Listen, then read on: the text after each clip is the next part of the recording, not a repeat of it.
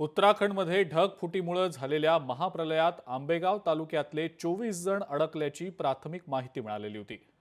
या सर्वांशी संपर्क होत नसल्याने त्यांचे कुटुंबीय आणि मित्रमंडळी चिंतेत होते। काल सकाळी स्टेटस पण आम्हाला पाहायला मिळालं। ते गंगोत्रीकडे ऑन द वे म्हणून गंगोत्रीकडे निघाल्याचे स्टेटस मिळाले आम्हाला। त्याच्यानंतर आम्ही फोन केले पण एकाचाही फोन लागेना, सगळ्यांचे फोन स्विच ऑफ आहेत।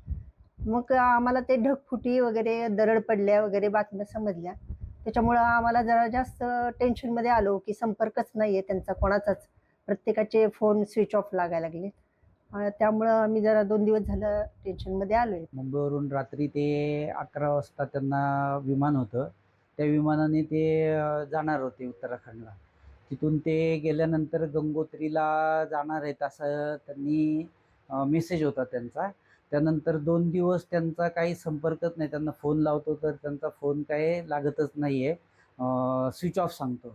त्यामुळं आम्ही इकडे खूप गंभीर असं म्हणजे ते काळजी वाटत आहे आम्हाला त्याची, आणि संपर्क होत नसल्यामुळं सगळं चिंतेचं वातावरण निर्माण झालेलं आहे। लोकशाही मराठी ऐका, पहा, जागरूक रहा।